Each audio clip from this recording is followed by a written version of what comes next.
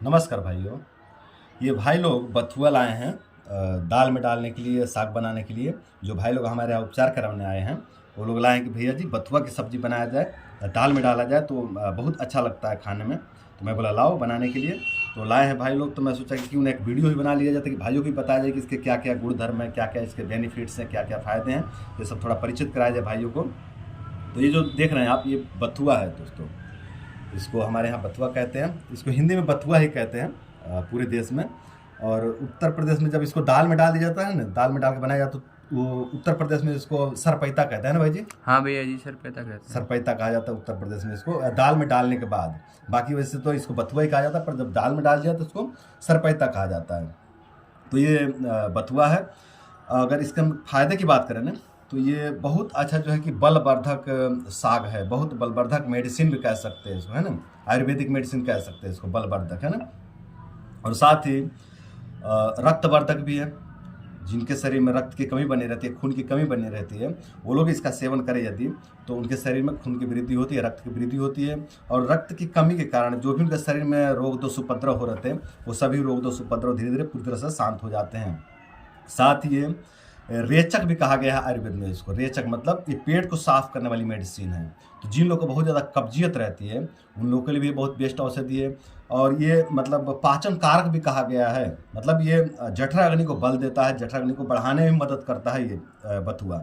तो जिन लोग की जठराग्नि बहुत कम रहती है, खाने का पाचन नहीं होता है ठीक से, खाना ठीक से पचता नहीं है, अपचन होता है, और अपचन होता है तो बहुत ज़्यादा गैस बनता है, बहुत ज़्यादा ब्लोटिंग होता है, फिर वो गैस ऊपर चढ़ता है, फिर सर में समस्या पैदा करता है। तो जिन लोग को भी इस तरह की समस्या रहती है, वो लोग यदि इसका सेवन करें, इस साग का सेवन करें नियमित रूप से, तो उनका इस गैस वाली समस्या में बहुत अच्छा रिलीफ मिलेगा। पाचन से संबंधित जो भी समस्या हो रही है, उन सभी समस्या में बहुत अच्छा रिलीफ मिलता है इसके सेवन से। ये सीजनली साग है, मौसमी साग है। ये इसी समय सर्दियों के महीने में होता है। और ये गेहूं के खेत में बहुत आसानी से उगता है, और इसको खेती नहीं करना पड़ता है। ये सहज रूप से ही, स्वाभाविक रूप से ही उग जाता है, और बहुत बेनिफिशियल औषधि है, बहुत फायदेमंद औषधि है। मतलब प्रकृति इसको देती है ना, प्रकृति का वरदान समझ सकते हैं इसको।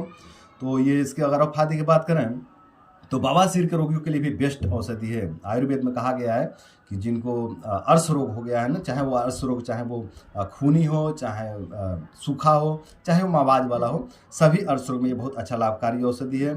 रक्तपित्त में भी लाभकारी बतलाया गया है। रक्तपित्त का मतलब होता है ब्लीडिंग होना, पेशाब के रास्ते, गुदा मार्ग के रास्ते, या फिर नाक के रास्ते, मुंह के रास्ते जब ब्लीडिंग होने लगता है गर्मी बढ़ने के कारण, तो उसको रक्तपित्त कहा जाता है। तो जिनको भी इस तरह की समस्या होती है कि शरीर में हीटिंग बढ़ जाता है, गर्मी बढ़ जाता है, और गर्मी बढ़ने के कारण नाक से, मुंह से, या फिर गुदा मार्ग से, पेशाब रास्ते से ब्लीडिंग होने लगता है, उन लोगों के लिए बहुत बेस्ट औषधि है। क्षय रोग नाशक कहा गया है आयुर्वेद में इसको। क्षय रोग नाशक मतलब शरीर को पुष्ट करने वाली औषधि है ये। जिन लोगों का शरीर दिन प्रतिदिन नष्ट होते जा रहा है, वो लोग यदि इसका सेवन करते हैं तो उनका क्षय रोग नष्ट हो जाएगा, और शरीर की पुनः जो है कि पुष्टि होने लगेगा, शरीर का पुनः निर्माण होने लगेगा इसके सेवन से। रक्तवर्धक है, ये मैंने बतला ही दिया। कृमि रोग में भी लाभकारी बतलाया गया है। मतलब जिन लोगों के पेट में बार बार कीड़े पड़ जाते हैं, वो लोग इसका सेवन करें तो उनके पेट के कीड़े धीरे धीरे पूरी तरह से खत्म हो जाते हैं, और अग्नि बेहतर हो जाती है। अग्नि बेहतर होती है तो शरीर के बहुत सारे रोग दोष स्वतः ही नष्ट हो जाते हैं। साथ ही ये बहुत पुष्टिकारक है, वीर्यवर्धक भी कहा गया है आयुर्वेद में इसको। ये वीर्यवर्धक, बलवर्धक है, और कृमिनाशक है, हमने बतला दिया। तो इसके इस तरह के बहुत सारे बेनिफिट्स है, बहुत सारे फ़ायदे हैं। इसकी पहचान देख लीजिए, बहुत मतलब दिखने में बहुत अच्छी दिखती है, और इसके जो है कि फ़ायदे भी बहुत अद्भुत हैं, बहुत अनेकों फ़ायदे हैं इसके। तो दोस्तों, भाई लोग लाए थे इसको बनाने के लिए, तो हमने सोचा क्यों ना भाई लोग को भी परिचय कराया जाए इससे, ताकि और भी भाई इसका लाभ उठा सके। बहुत से भाई इसको साधारण साग समझते हैं कि भाई साधारण साग है और ये घास फूस तो है, क्या है इसमें, कुछ नहीं है ना, ऐसा बहुत लोग समझते हैं।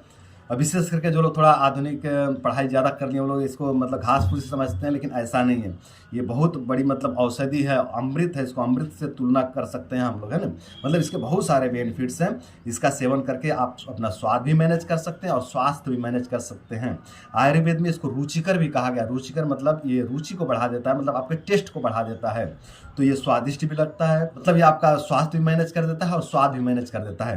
तो तो इसका सेवन करके आप अपना स्वास्थ्य मैनेज कर सकते हैं, स्वाद मैनेज कर सकते हैं और इसका लाभ लेकर के आप अपने शरीर का भी पुष्टि कर सकते हैं, अपने क्षय रोग को दूर कर सकते हैं, अपने कृमि रोग को दूर कर सकते हैं, अपने अरुचि रोग को दूर कर सकते हैं। अरुचि मतलब खान पान अच्छा ही नहीं लगता, कुछ टेस्ट नहीं मिलता है खाने का।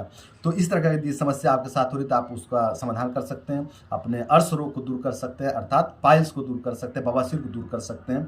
तो इसके बहुत सारे बेनिफिट्स हैं, इसका सेवन करके आप लोग लाभ जरूर उठाएं। तो दोस्तों आज के लिए इतना ही। उम्मीद करता हूं कि वीडियो आप लोगों को पसंद आया होगा, और यदि ये वीडियो आप लोगों को पसंद आया है तो वीडियो को लाइक कर लीजिए, और यदि चैनल को सब्सक्राइब नहीं किया तो चैनल को सब्सक्राइब कर लीजिए। तो दोस्तों आज के लिए इतना ही। नमस्कार।